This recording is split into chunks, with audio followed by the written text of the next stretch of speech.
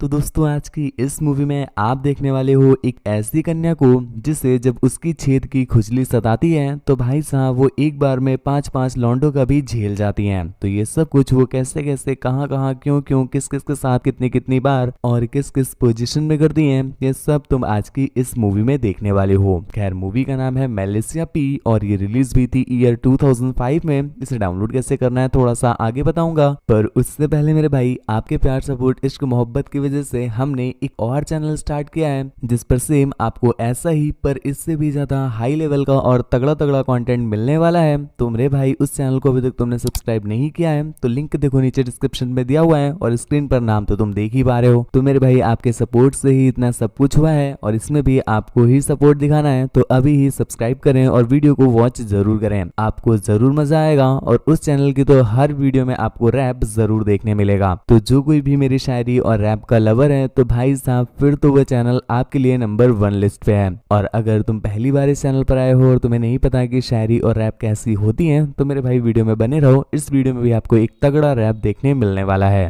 Movie start होती है और हमें दिखाई जाती है हमारी मूवी की मेन कैरेक्टर मेलिसिया। दोस्तों मेलिसिया जो है वो थोड़ी सी मासूम टाइप की बच्ची है। खैर इसके साथ साथ इसकी फैमिली के बारे में भी थोड़ा सा ज्ञान ले लो। इसकी फैमिली में रहती है इसकी मॉम जो कि एक नंबर की खड़ूसा आंटी है और इसके साथ साथ इसकी एक ग्रैंड मदर। भाई साहब इनकी ग्रैंड मदर तो कतई प्रो लेवल पे खेल रही है और खुदाई का ज्ञान तो भाई साहब इतना है कि इनसे तुम 10-10 किताबें लिखवा सकते हो। इसके साथ साथ भाई साहब ये दिन भर गहराइयों में ही रहती है। मतलब गहराइयों में कैसे रह सकती हैं, मतलब ये नशे की गहराइयों में रहती हैं, गांजा फूका करती हैं दादी दिन भर। एक दिन मेलिसिया को अचानक से पता नहीं कहां से चुल्ल मचती है और उसकी गहराइयों की खुजली उसकी उंगली को पुकारने लगती है। वो अपनी इस खुजली को शांत करने के लिए सबसे बड़ी वाली उंगली का सहारा लेती है, पर इस बीच जब वो सहारा ले ही रही थी कि इतने में ही उसकी खड़ूसा मॉम आ जाती है जो कि उसे चोटी पकड़ पकड़ करके पेलती। इससे पहले ही मेलिसिया ठीक हो जाती है और उन्हें खास कुछ पता नहीं चल पाता। इसके अगले दिन मेलिसिया अपनी बेस्ट फ्रेंड के साथ जब एक पार्टी में जाती है तो यहाँ पर हमें पहली बार मेलिसिया का क्रश दिखाया जाता है जिसका नाम डैनियल है, पर डैनियल घंटा भी मेलिसिया पर भाव नहीं देता।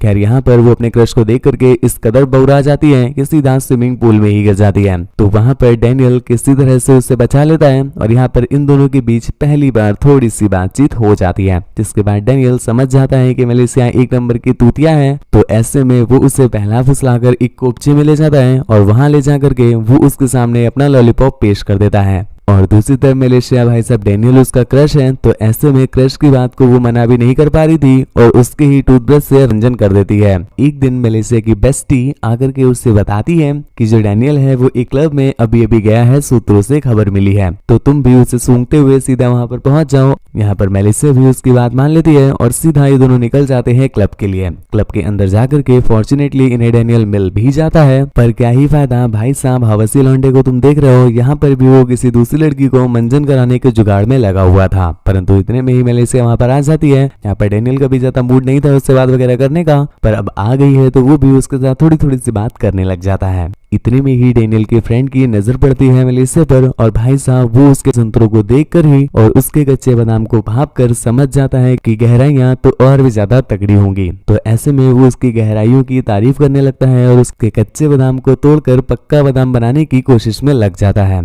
ये बात जब डैनियल नोटिस करता है तो भाई साहब उसकी तो झाड़ियां जल जाती हैं, इसलिए कि उसका फ्रेंड मेलिसिया की ना ले ले, वो मेलिसिया को खुद लेकर के वहां से बाहर चला जाता है और फिर घर ले जाकर पलटा के ठोकने लग जाता है। इसके बाद जब वो घर जाती है और उससे पता चलता है कि उसकी ग्रैंड मदर की तबीयत कुछ ज्यादा खराब हो गई है तो उन्हें हॉस्पिटलाइज करना पड़ेगा। भाई साहब मेलिसिया का केस तुम जानते ही हो, उसकी खड़ूसा मम्मी है, तो इसलिए वो अपनी मम्मी को बिल्कुल भी पसंद नहीं करती है और यहाँ पर थोड़ा बहुत प्यार मोहब्बत की है तो वो बस उसे अपनी दादी से ही है। ऐसे में दादी की तबीयत खराब है और वो उससे दूर जा रही है तो उसका मूड थोड़ा सा चिड़चिड़ा हो जाता है और वो अपनी मम्मी को ही धर कर आने लगती है। अब भैया उसकी मम्मी तो खड़ूसा ही है, तुम 2 गाली सुनाओगे तो जुतिया जुतिया करके 4 गाली सुनाएंगी। तो ऐसा ही ठीक मेलिसिया के साथ भी होता है, तो इस वजह से उसकी जो सुलगी हुई झाड़ियां थी ना वो और भी ज्यादा जल जाती हैं। तो ऐसे ही जली हुई झाड़ियां लेकर के जब वो अपने स्कूल में पहुंची तो उसके सड़े हुए करेले जैसा मुंह देख करके आसपास के लोगों को समझ में आ गया कि मेलिसिया की गंदी तोड़ी गई है। इसी वजह से सभी लोग उसका मजाक बनाने लगते हैं। खैर इसके अगले सीन में हम मेलिसिया को देख पाते हैं जब वो अपने मैस में बैठी हुई थी तभी उसकी नजर पड़ती है एक हवसी लौंडे पर। तो ऐसे में वो भी उन्हें लाइन देने लग जाती है।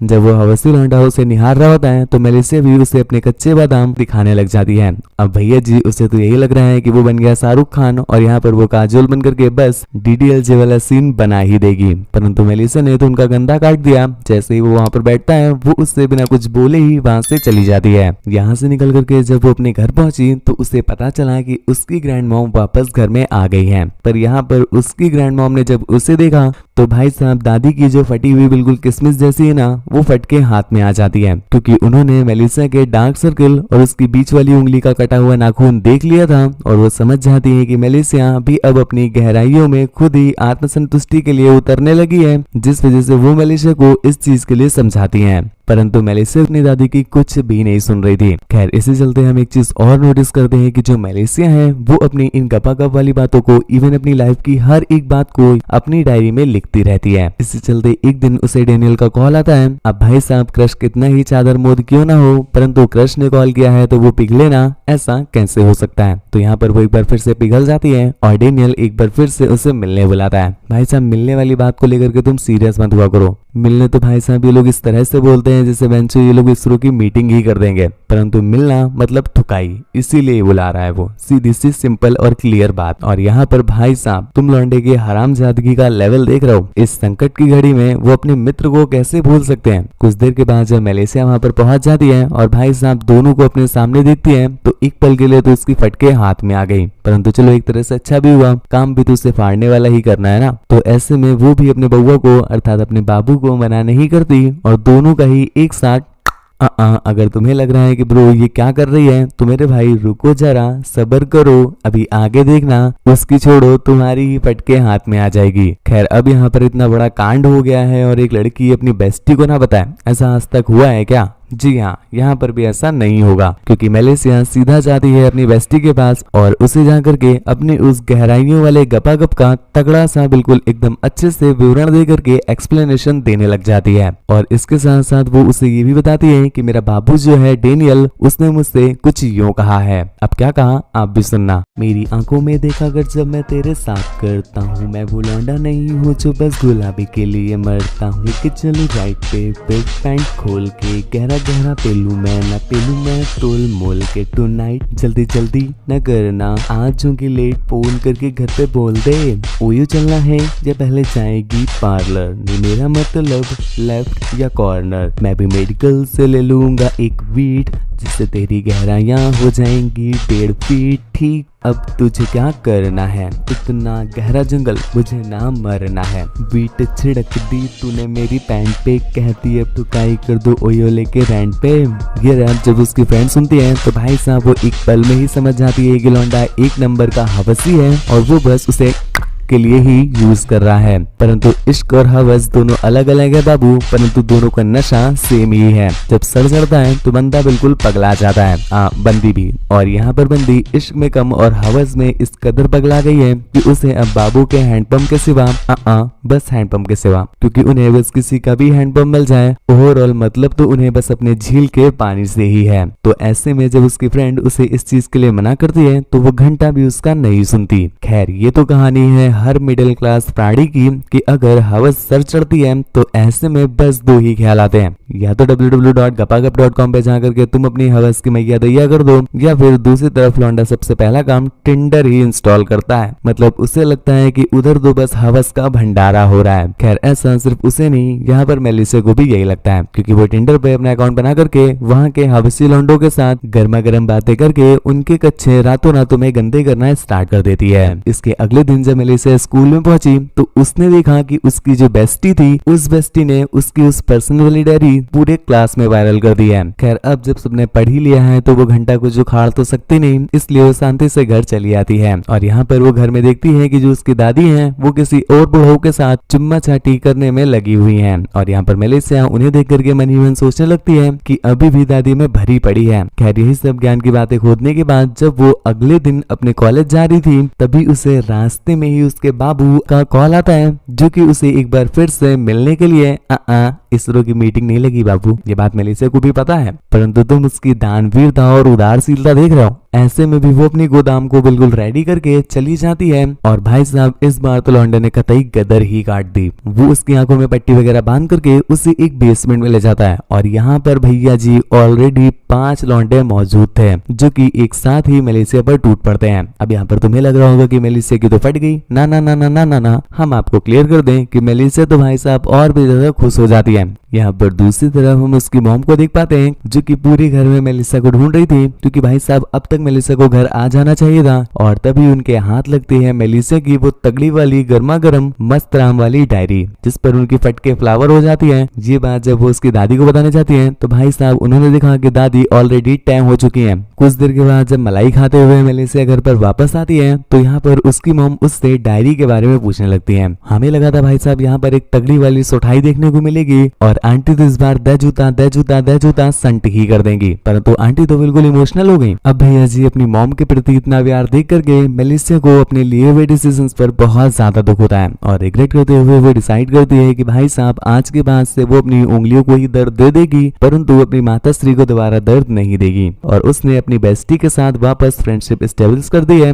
और ये दोनों एक दिन जब पहले की तरह ही कॉलेज जा रहे होते हैं कि तभी इन्हें एक बंदा दिखता है जो कि मेलिसा के पास आकर के उसे बताता है कि तुम मेरी बहुत सालों से क्रश हो तो क्या तुम मेरी रानी बनोगी। मेलिसा यहाँ तक तो उसे इम्प्रेस नहीं होती पर जब उसने ये बताया कि अभी अभी रिजल्ट देखो मैं फेल हो चुका हूँ, हालांकि ऐसी बात नहीं है कि मुझे आता नहीं था, बस मैं साइंस साइड में नहीं रहना चाहता इसलिए मैंने जानबूझ करके पेपर छोड़ दिया। मैं आर्ट साइड में आना चाहता हूँ तुम्हारे साथ ताकि मैं अपना बाबू सोना मुन्नू बच्चों वाला ये जो ठंडी रोना है ये करना स्टार्ट कर दूं। मेलिसा ये सुन करके तो भाई साहब ओ माय गॉड मेला बाबू छुपल स्टाइल वाला गाना गाने लग जाती है। खैर इतने में ही यहाँ पर डैनियल भी आ जाता है जो कि मेलिसा को एक कोपचे में ले जा करके उसे एक पार्टी में इनवाइट करता है और फिर हम देखते हैं उसी रात पार्टी में यहाँ पर मेलिसा को पता नहीं अचानक से कौन सा माल फूक लिया कि वो बिल्कुल बौरा जाती है और सीधा पानी में कूद जाती है। जिसके बाद मूवी के एंडिंग में शायद ये सीन हमें ये रिप्रेजेंट कर रहा है कि मेलिसा अब अपनी लाइफ को बिल्कुल फ्री होकर के जीना चाहती है, वो किसी भी बाउंडेशन में नहीं रहना चाहती। शायद ऐसा ही रिप्रेजेंट कर रहा है। आपको क्या लगता है नीचे कमेंट करके जरूर बताना। क्या ये मेलिसा का भैलप्पन था या फिर शायद जो मैंने बोला वही है। मूवी के एंडिंग में हम देख पाते हैं कि मेलिसा और उसकी मॉम के बीच का बॉन्ड काफी ज्यादा अच्छा हो गया है और ये दोनों उसकी ग्रैंड मदर के पास जा रहे हैं उनकी ग्रेव में उनसे मिलने के लिए। खैर इसी के साथ ये मूवी यहीं पर एंड हो जाती है। गुरु तुमने हमारे सेकंड वाले चैनल को सब्सक्राइब किया कि नहीं नीचे कमेंट करके जरूर बताना और हमारे नए वाले चैनल पर भी #शिबू आर्मी लिख करके हमें ये बता देना कि भैया जी आप लोगों का प्यार हमारे लिए कितना अथाह है। मुझसे बात वगैरह करना चाहते हो या मुझे देखना चाहते हो तो मेरे नए वाले इंस्टा पर मुझे फॉलो कर लो। वहां पर भाई साहब बिल्कुल एक्टिव हूँ, इस समय नल्ला पड़ा रहता हूँ तो तुरंत रिप्लाई कर रहा हूँ। तो हमारे नए वाले इंस्टा अकाउंट आपका शिबू में फॉलो कर लेना, लिंक नीचे डिस्क्रिप्शन में दिया हुआ है। मूवी वगैरह डाउनलोड करनी हो तो टेलीग्राम चैनल को ज्वाइन कर लो, उसका लिंक भी नीचे डिस्क्रिप्शन में दिया हुआ है। इसके साथ साथ इस वीडियो को लाइक कर दो और अगर तुम चैनल पर नए आए हो और ऐसे ही और भी ज्यादा तगड़े तगड़े रैप और शायरी सुननी हो तो नीचे कमेंट पे बताना और चैनल सब्सक्राइब कर लेना ताकि मुझे समझ में आए कि हाँ आप भी भैया जी इंटरेस्टेड हो। तो आज के लिए बस इतना ही। थैंक यू, बाय बाय, दुआओं में याद रखना।